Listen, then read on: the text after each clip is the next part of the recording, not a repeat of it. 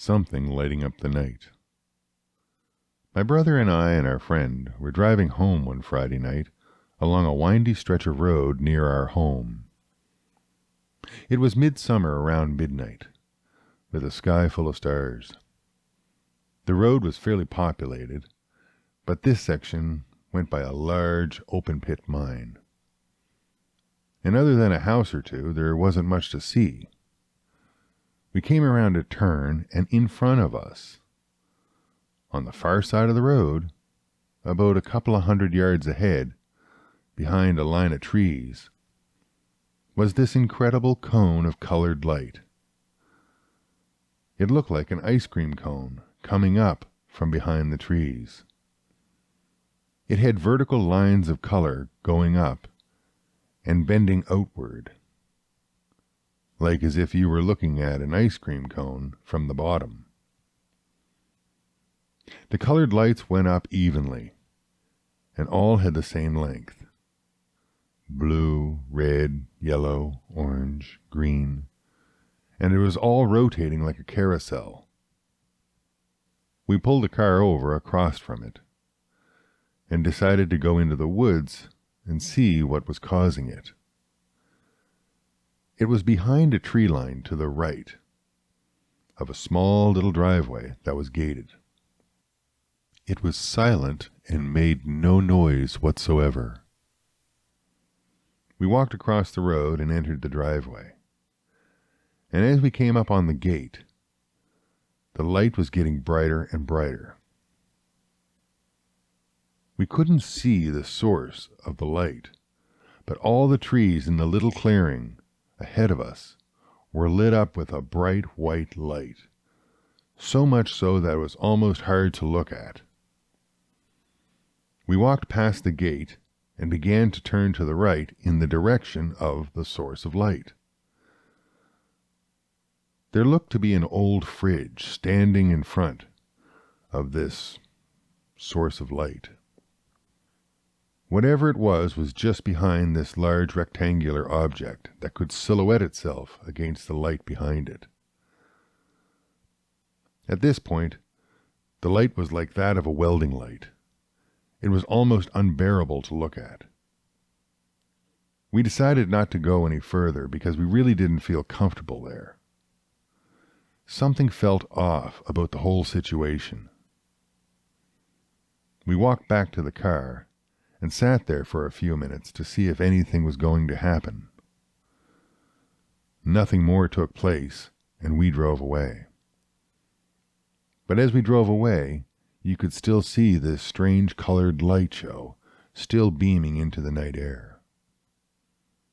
I don't know what we saw that night, but sometimes I think we should have gone further to investigate it more.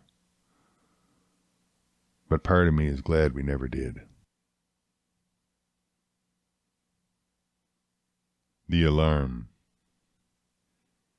My brother had a dog, and he loved it like it was his extra child. He had her since she was a pup, and that dog was a true member of the family. I can't remember how he got her, but she was meant for him.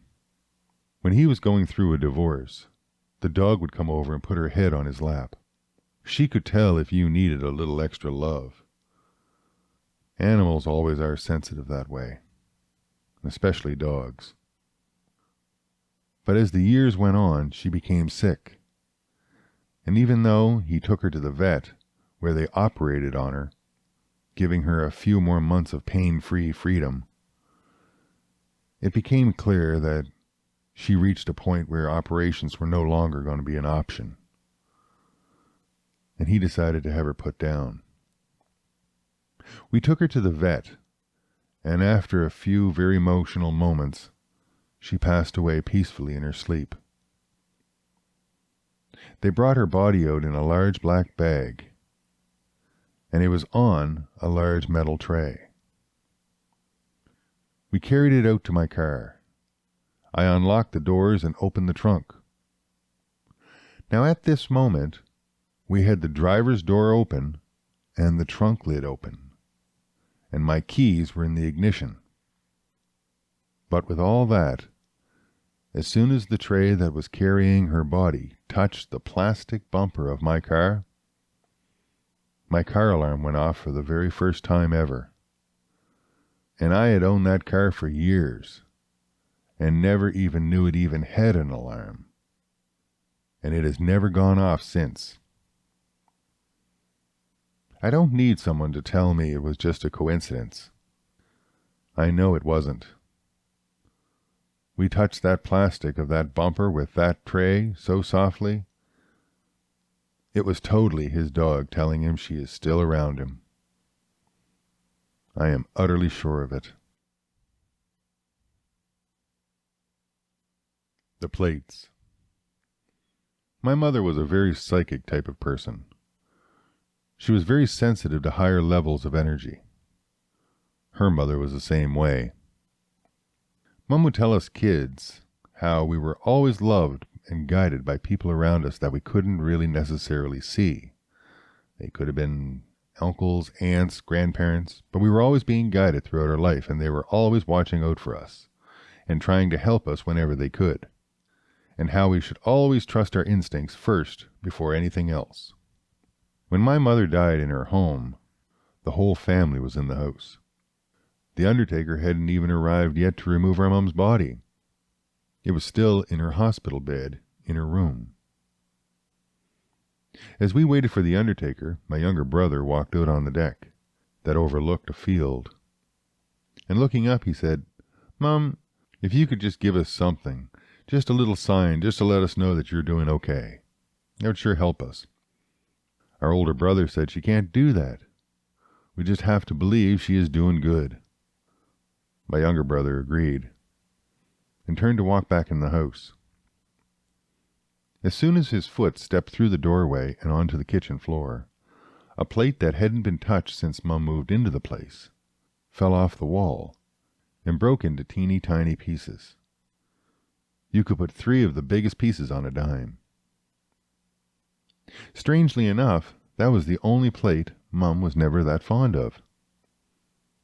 Her sister sent it to her from London years ago, and she loved the fact that her sister sent it. But the plate was oval and shaped more like a platter, and Mum loved symmetrical things. All the other plates were round, and this was oval. Mum used to say, "I love it for the gift part, but if I could change the shape of it, I would." So it was odd. That was the only plate that came off the wall. A few seconds later, at the corner, 2 other plates came off the wall. Both were Anna Green Gables plates. Mum loved Anna Green Gables and the Lucy Maud Montgomery stories. She was a very big fan, and her sister sent her these plates as well.